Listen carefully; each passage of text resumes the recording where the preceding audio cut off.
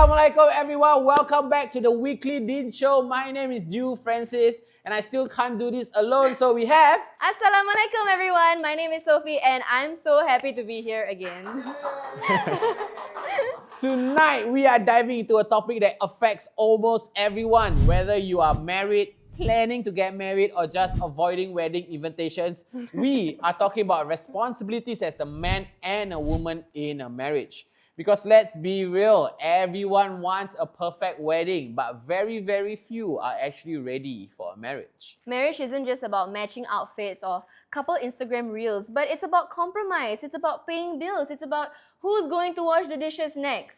Or, like the philosophers of Haji Lane once said, 50-50 in a marriage. Is it really fair? Because some people think 50-50 just means, oh, she does everything, but he just shows up. So tonight, we are asking the big questions. What does Islam say about the roles and responsibilities of a man and a woman in a marriage? And are traditional expectations still relevant in modern Singapore? What happens when culture, religion, and TikTok advice all collide?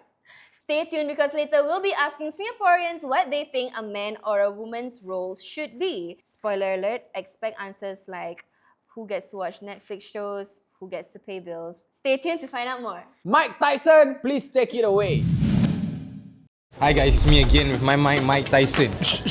Today we're going to be talking about responsibilities in relationships and marriage. More specifically, what are the roles of both a man and a woman? Personally, I'm quite excited about this one, so let's go. Okay, what do you think the role of a man is? Financially stable. Provide necessities for the girl. To be a giver, love, support in any way lah. To lead the lady. Singapore might be dangerous sometimes, so they got like buff up a bit, so go to the gym. To make the woman happy. As long as the woman is happy, then you're happy as well, no? Okay, then for women, what are her roles? Her role is to cook good lah. Just be beautiful. Spread joy, spread love. Support the guy. If the guy is stressed, the girl can help with his stress. The woman brings the warmth to the house. To make the man happy in any way that he can.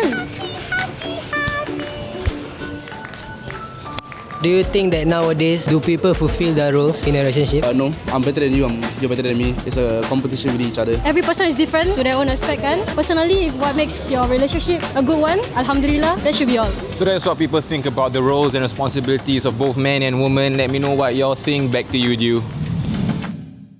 When I was younger, my dad always told me my role in a marriage is to save enough money so I can buy someone else's daughter. Dowry, correct? Dowry is to buy someone else's daughter, right? If you guys believe in that tradition. But today we are not going to talk about dowry. We have a very special guest with us. You guys might be familiar with her. Her name is Ustazah Nur Hidayah. Welcome back to the studio. Happy to be back. Alhamdulillah. If this is your first time watching Ustazah Nur Hidayah, a little introduction about her. She is a content creator who shares daily reflections on faith and life with thousands online. With a background in Usuluddin. Thank you so much. Usuluddin, specializing in Quran and Hadith from the University of Malaya. She is passionate about helping Muslims embrace spirituality in their everyday. She brings with her a gentle reminder that Quran, Sunnah, and remembrance of Allah aren't just texts or rituals. They are living sources of strength, comfort, and healing in our daily struggles. Thank you. Suddenly it feels very heavy, but I hope to be of benefit on today's Oh no, episode. you were great the previous episode. That's why we brought you back. Okay. Either that or we've got no other options. Okay. Today, we are going to talk about the roles and responsibilities of a man and a woman in a marriage. Now, I'm not a very good Muslim, but my mom did raise me a little well. What I know is that the man needs to give the woman nafkah in a marriage, in a Muslim marriage. Nafkah comes in a lot of forms, and the forms are food, clothing, housing, medical care, and also religious guidance. I think that's why it's so important to pick the right man, essentially, because in Islam, he is supposed to provide a lot, don't you think? So the nafkah and everything. What do you think? In today's generation, some people say, or some people always ask, if the man provides, then what does the woman bring to the table? But I am not that kind of guy. That's a different conversation altogether, isn't it? That's for a different episode, I feel. Correct. But of course, in religion, the man and woman have to provide something. And like I said, for the man, are those. What about the woman? For women, I mean, to my knowledge, they also have certain obligations in Islam, which is maybe like raising children, nurturing, household management. But these are traditional point of view. I'm just wondering if in modern society, do people still practice this certain, let's say, behaviors and actions? What about the men? You know, like how are the men going to help in this situation? So I'm honestly feeling the tension right now between the men and the women as well. Yeah. But I really love the part where you mentioned about the traditional approach to this whole concept, because I think when we talk about roles of the husband, roles of the wife in a particular marriage, we typically view these roles like a job description. Yeah. It's like, oh, Right. okay, you know, I'm going to get married, then these are the things that you need to do, this is your KPI, these are the things that you need to fulfill. KPI is crazy. But if you know these roles are viewed as job descriptions, Right. that is where it gets challenging, because times will change, Yes. context will change, our capacity to be present and provide for the family will change as well. Yeah. But when we take a look at Islam, they teach us to view these roles as principles, actually, to view our roles as values. Right. And as you mentioned, right, what do women bring to the table, right? No lah, not specifically me. It's like trending TikTok. So what we need to understand is that everyone has a responsibility to bring Right. something to the table. But it's beyond just discussing about, oh, this is my role, these are the things that I need to fulfill. Right. But it's more of what other values can I bring into this marriage that can make, you know, both parties feel respected, feel comfortable with each other. Because I think at the end of the day, nobody wants to go in a marriage unhappy. We all want happiness. Yeah. And sometimes for some of us, our form of happiness is actually through marriage. Yeah. And I think that makes a lot of sense, because a lot of people see these roles as like checklists, when I think what you said was they should see it as principles, more like a compass to how one should act in a marriage. So what about the people who think about 50-50? You know, oh, the men should pay for the house, so the women need to take care. You know, if the women are not taking care of my children, why should I be a good husband? What do you think about that? I think this conversation of 50-50 is very interesting because if you take a step back, right, the conversation is actually not about, you know, how much am I bringing into this household or how much am I bringing into this marriage. A lot of times people view marriage, when we put it in that 50-50 format, it's very transactional. Yeah. Meaning I start to count the things that I bring into this marriage, and then I start to count the things that you're not bringing into this marriage, and therefore I feel that it's not balanced. I feel that it is something that is unfair or biased, for example. Right. But this approach of how much we need to give is essentially 100-100. It's not 50-50.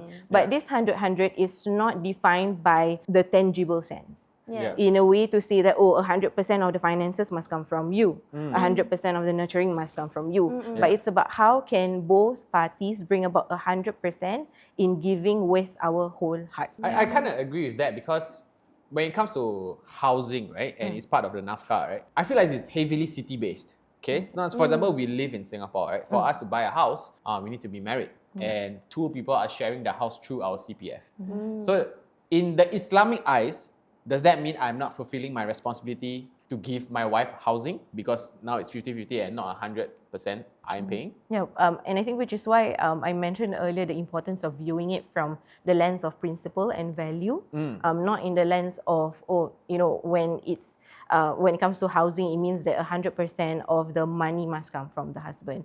In certain households, some of the wives would be able to bring more income into the household. Certain households, the husbands are bringing more income. So it might be very challenging if we were to, for example, view religion as it imposing that whether you can afford or you cannot afford, it still has to be upon you and you have to struggle on your own. While, for example, the wife or the other party just continue to live in comfort while the other partner continues to struggle in that particular marriage, because no one wants to go in a marriage to struggle. Actually, I have a comeback to this. Okay. So in my recent months or weeks, right, I actually interviewed a divorce lawyer. Okay, this is on the civil law basis, okay? And after I interviewed him, I truly believe that it's actually quite important to 50-50 things when it comes to money. And here's why. Because, okay, firstly, nobody gets married to get divorced, right? But in a divorce, they view two things, right? Number one is direct contributions and indirect contributions. Now, direct contributions is how much money you put into something, your matrimonial assets, your home, your car, your children, whatever, right? Indirect contributions is the non-money related stuff, okay? Basically groceries, cooking and everything. Now, in the divorce, they will favor the direct contributions more. Now, I also know sometimes in a divorce it can get very ugly. One person might not care about the other person, but I feel if let's say I have a wife and kid, I would want my wife to have equal rights to fighting for the house. But based on the law, I cannot allow that to my wife because he or she. Astaghfirullahaladzim, he or she. No, because she didn't contribute enough. So actually, right, to those people doing these interviews on Haji Lane and everything, if someone asks you this question again, you ask specifically what? If it's the house, that goes under matrimonial assets, say 50-50 because it's the law. It's the damn law.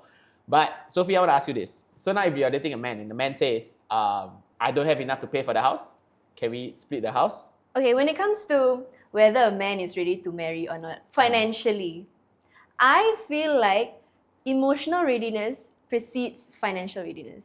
But that's just my take. Only because I feel like when you are not emotionally ready, let's say you are financially ready to buy a house, you have all the money in the world and then you want to marry, yeah, sure, can. But if I marry, when we get married and you don't have the emotional readiness to take care of me for long term, then what's the point? Right? Of the money that I have lah. Yeah, what's the point of the money that you have? Okay. So I feel like emotional readiness, out of everything, is more important than financial readiness. But that is not to say I'm gonna marry a broke man, because no, we shouldn't. In Singapore, that's a death sentence because of the amount you have to fork out for. Firstly, the wedding venue, the HDBs, everything is so expensive nowadays. So realistically, money is important. It's not everything, but it is something worth considering. I think that's what a lot of people need to take into consideration also lah. On the topic of money, right, and on the topic of nafkah again, right, Ustazah, who decides how much I should give my wife? Who decides how much? Yeah. To be honest, who decides would come down to both the husband and wife in that particular marriage. Because yes, the husband has that obligation to be able to provide, to be able to be financially ready to give. But it is important to also understand that there may be room for which probably the wife wants to support, probably the wife wants to be part of the provider in the particular household. But it's not to say that, okay, now the wife becomes the provider. The husband still needs to become the provider. But what the wife's role is to be able to be that support if he needs. But again, I think I really love your point earlier on emotional readiness. Because when we talk about like emotional, basically the way how we regulate our own selves, right? Through our emotions. That's very important because you can have a person who is very rich, but they are not ready to give. In Islam, when we talk about finances, it is not just about wealth itself. Even the Quran mentions that if you are in a capacity where you want to get married but you don't have the means, then continue to take care of your chastity until the day arrives in which that you are ready for it. And the Quran or that particular verse, it uses the term means. And means here does not equate to wealth, but it equates to my readiness to be able to give. Because there are people who have a lot of money, a lot of wealth, but they don't feel like they want to give to their own household. Right, it makes a lot of sense. Were you planning to give your wife like $2 nafkah? No lah. No, because How do you expect her to continue being your wife? So the reason why I asked, right, is that sometimes, maybe, I am not saying that this happens, but I can see how people abuse Islamic laws to their own benefit, right? Now, so for example, if my wife knows I'm a very successful man, how I'm thinking about nafkah is like I will count household first. Okay, how much does the house need? And I see how much does my wife need to live. Plus equals the amount I'll give the nafkah. But then my wife might say it's not enough and it's your duty to give me more. Yeah, so then as a man I will be like, but I'm already doing my duty. So that's why I ask who decides how much I give my wife. Yeah, and if let's say, for example, I give $1,000 to my wife and my wife say, no, I want $5,000 and I don't give, am I not carrying out my responsibility? I really love that POV because if I can just introduce one more aspect to the roles of a husband and wife in a marriage, is that both have the responsibility to keep both parties in check, Right. and to ensure that each party is aware of the concept of accountability. Okay. So accountability on the part of the husband to be able to provide to the best of his capacity, and the accountability on the wife to not be able to abuse that so-called power or that so-called privilege that she has, and to ensure that whatever that she needs from the husband is based on the nafkah that you mentioned at the beginning, the 4 things. And that whatever that goes beyond that, then that is where, you know, as a husband and wife, we want to discuss, does this fall under maintenance, or does this fall under things in which that continue to decorate our lives and allow our lives to feel a little bit more comfortable than the Okay. foundations. Yeah. So after you has talked about, like, you know, the men's, not say obligations, but the nafkah from a man's point of view, I want to talk about the women.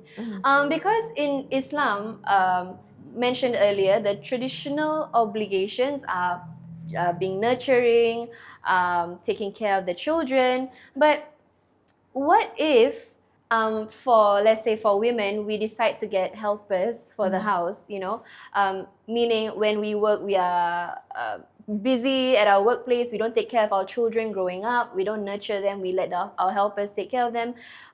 Does that mean we're not fulfilling our duties as a wife, or does it mean like it's not enough? Should we do more? What is your take on that? That's actually a very common concern, because not just helpers, there are people who, for example, they go into a marriage, they say, okay, maybe I don't want to have children. Yeah. Maybe roles are reversed, for example. Maybe the wife is working, but then the husband is at home. And I think that is where we want to always have that clear understanding that our roles in a marriage, right? Again, they are not job descriptions, right? They are values, they are principles. So like you mentioned at the start, for the women in a household, their principle, their value is nurturing. And that is what they are able to provide in that particular marriage. When you mention about taking care of children, bringing up children, that is a job description.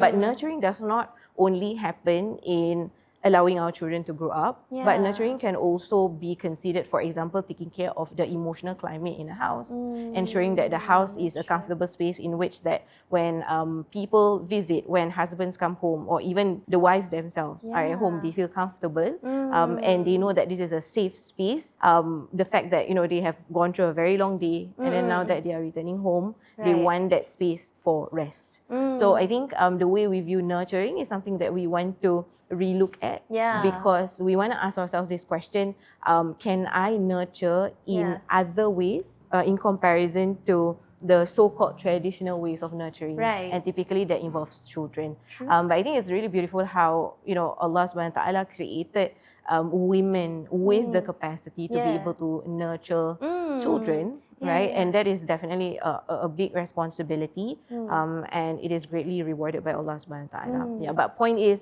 to not narrow down nurturing to just taking care of children.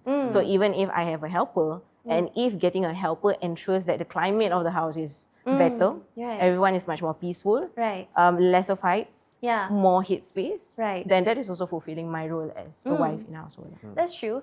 But now that we're on the topic of roles, how about, what if people think that roles nowadays are outdated? You know, with women working more, and perhaps in 2025 they earn more than the men, you know. So how do we then balance traditional roles and like modern expectations without needing to fight, oh, who should be the leader or who should be the nurturer? What do you think? Okay, so outdated roles is definitely an interesting phrase, because what makes it outdated is the current context. What makes it outdated is sometimes culture, sometimes the context in which that we live in. It makes things outdated. But if we go back to the roots, you know, these roles that are presented to us, they're actually rooted in the commands of Allah subhanahu wa ta'ala. And that is something that we need to be clear, because if it's something that comes from Allah, it is timeless. It will never be outdated. But the moment I view something to be outdated, it tells me that perhaps what I am viewing, it is rooted in, for example, culture. It is rooted in, like you mentioned, the traditional ways of doing things. So it goes to show that this conversation on the roles of the husband and the wife in a marriage, it is fluid in a sense that it will adapt according to a particular context. And even if, for example, some people might say, oh, you know, I am not a person who likes to stay at home. You know, Yeah. maybe our mothers, our grandmothers prefer to stay at home, Right. but I don't like to stay at home. I like to be a career woman, for Yeah. example. Then again, it goes back to that concept of values and principles. Okay. How can I go out, fulfill my work, be a career woman, but still ensure that the nurturing still happens at home? But honestly, Yeah. as a man, if my wife earns more than me Okay. and wants to pay, who is complaining? I won't even go like, you're not letting me like fulfill my duties. No, Okay, pay lah. alhamdulillah. You know. But there are men who are very uncomfortable when their women or their wives earn more than them. I don't think that's a religion problem. I think that's an ego problem. Yeah, it's a You get what I mean? Yeah, it's an ego. Yeah, It's not yeah. religion. I really don't think any man will go like, you know what, you're not allowing me to fulfill my duties. There's so many other things that you can pay for, you know, apart from just the house or whatever it is. Yeah. You still can fulfill your duties with your wife earning more and wanting to pay more. I think the lines between culture and religion get blurred a lot. So I think on the topic of like house husbands, you know, it's not a role that we commonly see. But I've actually never heard of house husbands before. Actually, have you? Do you? Yes. Yeah. Yeah. But I mean, that woman is really a very, very strong woman. Is lah. it? Yeah. Ah, I see. in So which, how right? does Sorry. Islam view that then? So interestingly, house husbands are quite common. I've seen it myself. There are people that I know whom their husbands are at home, and the wives actually go out to work. So that's like a very interesting place to be. Right. You say it's a dream. Yeah. My husband says it's a dream also. Yes. Because there will be times where he wishes that, you know, Allah gives me great provision so that he can be at home cleaning. Yeah. So it really goes down to the individual and like what we prioritize, right? But I think at the end of the day, you know, regardless of whether it's house husband ke, housewife ke, whoever is at home, sometimes both are not at home, right? It's important to understand that at the end of the day, the purpose of a marriage is actually worship. The purpose of a marriage is to fulfill my servitude towards Allah subhanahu wa ta'ala. And I want to ensure that I do that with accountability. So even if I'm a house husband, how can I ensure that I am accountable for the things I do? Because at the end of the day, after I die, I'm going to meet Allah. And Allah is not going to ask me about what other people do. Yes. Allah is going to ask you that big question, what did you do in the circumstances in which that I put you in? And how are we able to answer those questions of accountability when that time comes? So it keeps us to be mindful lah. So I think it's in the same way as what you mentioned earlier, right? Or if my wife earns more, then by all means, if you want to pay the whole house, you know, by all means. But again, does that fall under the line of abuse? Am I not fulfilling my responsibility? Am I not being accountable for the things that I will be responsible for in front of Allah subhanahu wa ta'ala? Listen, I will try. If my wife says, I want to pay, I'll be like, no lah, don't need. No lah, I want to pay. Okay, I tried. When I die, Or she transfer you first, then you pay. yeah. So then when I die, Allah asked me why you let your wife pay. I said, no. I said, Alhamdulillah, ya no. Allah. Yeah. Rewind the tape. Mashallah, yeah. I'm quite in Rewind this the tape, position. Allah. Yeah, rewind the tape, watch. We move on to another responsibility of a man, right? In which I'm kind of confused in this, which is leading them to Jannah, right? Which is religious guidance. Yeah, so we have to lead our wives religiously. Yeah. So why I'm very confused in this, because I truly believe your relationship with God is between you and God. First to them. Yeah. So why is it my responsibility to ensure that my wife is close to God? Okay. Because marriage is worship. You marry each other, okay, because I love you, because you love me. But it is for a bigger purpose to understand that marriage can be that vehicle for me to attain the love and the pleasure of Allah subhanahu wa ta'ala. So on that part of, you know, leading the spouse towards Jannah, leading the spouse in religion, I think typically the first thoughts that people have is, oh, suddenly I need to be the ustad in this household. Suddenly I need to be like the imam of Masjid Sultan, you know, in this particular household. But the Prophet ﷺ teaches us that there were moments where companions, they were not able to help another companion in a certain good deed, but instead they showed them a way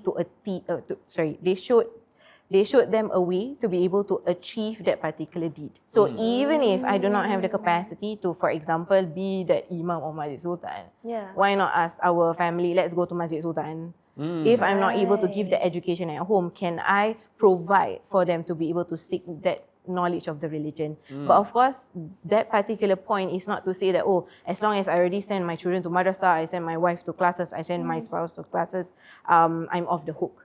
It's also important that it's part of my responsibility to also seek that particular knowledge. Because at the end of the day, that knowledge is not only beneficial for me, but it's going to be beneficial for the people around me as well. Right. I thought I had an out. You were going somewhere, I'm like, oh, yeah, okay, send your kids. I'm like, oh, I thought I had an out. Yeah, I think it makes perfect sense because we are not perfect Muslims. You know, men and women, we are still having our own journey towards Islam. We are still finding our way towards Islam. But I think in this context, it talks about what we do, the actions that we do that's actually important, you know, to teach our children, our friends, and lead them the way towards Allah subhanahu wa ta'ala. And on that topic, I want to ask about leadership. What does leadership mean in Islam? What do you think leadership means? in Islam? What do you think? I think At the top of your Let's head. hear it from a man. I lah. think I decide when my wife cannot decide lah. Okay. Okay. Being no, the decision maker. Yes, I think, okay, now, I mean, it's really heavily dependent, right, on what we're talking about, right? So if we're going to talk about financials, I feel like the man should decide. I'm not saying, I mean, the woman can decide also. But if you're talking about a man's responsibility, I feel like I should have better knowledge of what spending this amount can do to the family. If we can afford or we cannot, I should be the one like, hey, Sophie, we can't buy this car because then for the next 6 months, we only can eat bread. That's one responsibility, right? Or that's leadership. For example, if Sophie is fighting with, I don't know, someone, and they're not talking, fighting with a family member and they're not talking, I should be getting in the middle and like, yo, let's talk this out. Yeah, I think that's my idea of leadership. Okay. Yeah. So that's lovely because simply put, Islam teaches us that leadership is actually service. The Prophet ﷺ said that when a person is a leader towards their people, they're actually a servant towards their people. It is to say that when I'm a leader, it doesn't mean that, oh, I'm the boss, I have the power. But to actually view whatever that I do, well, I'm accountable for it, well, it is my responsibility. I am here to actually serve. So like you mentioned, oh, I step in, I intervene to ensure that there's no quarrel between two parties. Then can we reframe that by saying, oh, I'm stepping in because this is my service to my wife so that she does not have more disputes with her family members. And in the same way, it tells us that this sense of leadership is not only for the men, but it's actually on every single person, both the men and the women. Because when we view leadership as service, the Prophet ﷺ said, "Kullukum ra'in wa kullukum mas'ul an ra'iyatihi." Everyone is a shepherd. And everyone has a responsibility upon their flock. And it tells us that, you know, when you take a look at a shepherd who takes care of like a flock of sheep, right? It's very interesting because the shepherd won't always be at the front. The shepherd will always be at the back. And whatever it is that they do it for the needs of the flock that is right in front of them. And that shepherd becomes a form of so-called servant or giving service to the sheep to ensure their well-being so that later on, you know, they can be sold, they can be eaten and so on. Right. Yeah. I think that's such a fresh perspective to have because I think a lot of people would think being the leader of the house means people have to listen to you, you have to be the boss, you have to be in charge of everything. But I think what you said about being a servant and doing service for people is such a beautiful way to look at it, right? And on the topic of, let's say, family, quarreling with family, right? When we get married, we are not only marrying the partner, we are marrying into the family. You know, it's like marrying the whole WhatsApp group and everyone is putting so much pressure on you. So what advice does Islam give for couples to deal with the pressures for in-laws? What do you think? So whatever you say is true. When I marry a person, I don't just marry them, but I also marry into the family. But it's important to also be clear that I first marry this person. I don't marry the family first. I marry this particular person first. So in which that when we have some, for the lack of a better word, interferences or noises or maybe some takes from the outside of my own marriage unit, it's important to understand that yes, we can welcome feedback. We can welcome inputs from our in-laws. And maybe some things I might be agreeable with, some things I don't agree with. But what the husband and the wife needs to do is to be able to be strong enough to come together and talk about the options that they have. And especially when someone comes to you and say, hey, I think you should do this in your marriage. I think this is the way how you're supposed to take care of your children. I think this is how you should split your finances.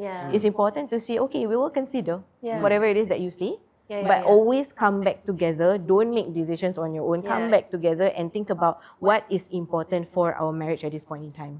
What are some of the things that we can take in? What are some of the things in which that I do not consider as the next best step to take to move forward. I heavily agree with that because so some advice for my married friends is that don't ever, listen to your in-laws, whether you take action or not.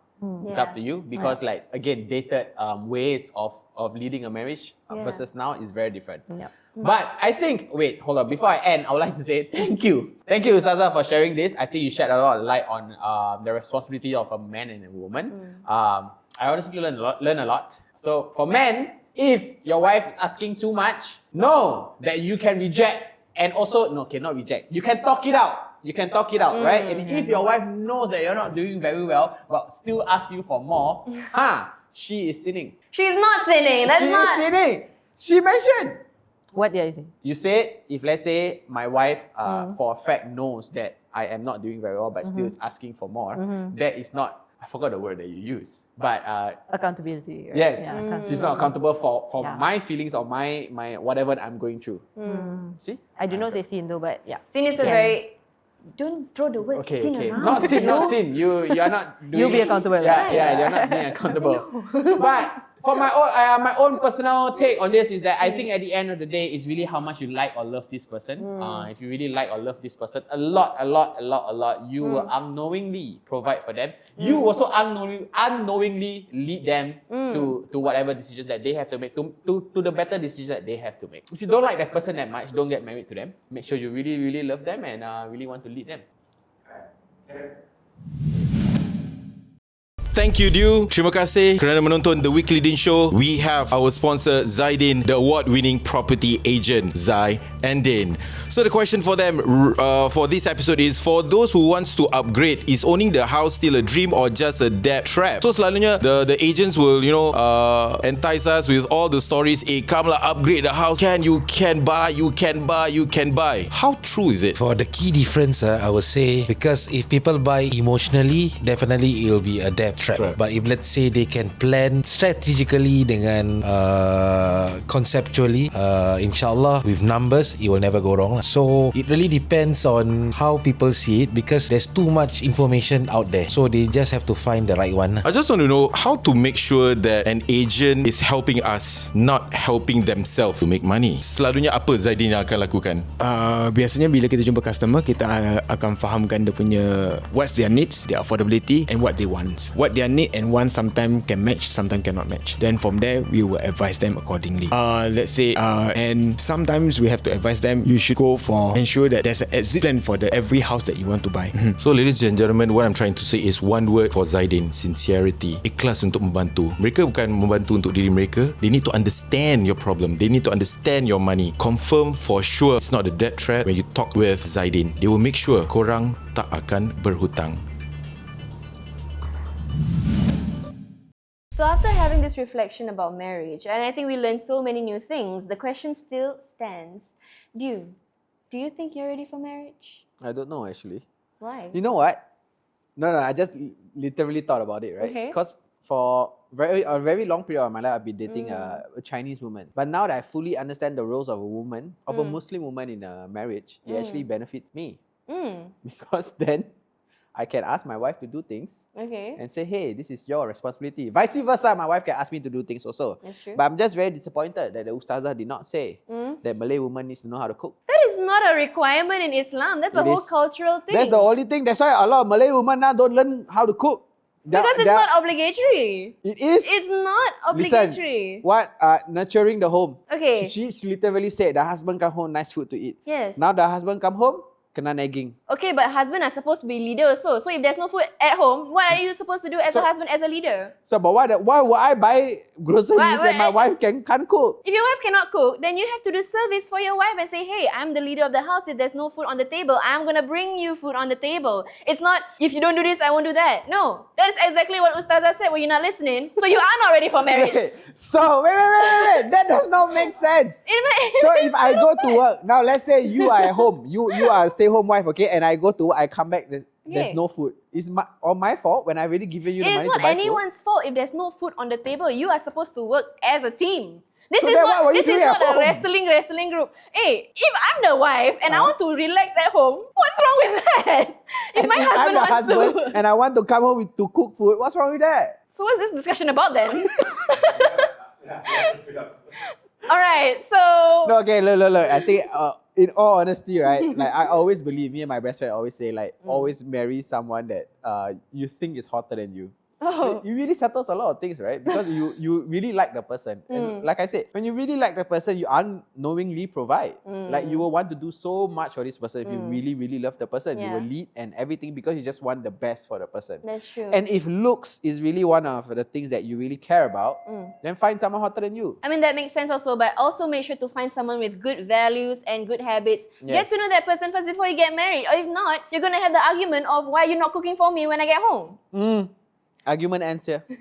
So to wrap it up, if you're not ready for the responsibilities, responsibly back off until you're ready for marriage. Yes, and to the woman watching this, if your boyfriend says he's not ready for a marriage, believe him. Because I truly believe that they themselves know how much money they need and they themselves know how much maturity it needs to be in a wedding. In a marriage, sorry. Yeah. So believe them.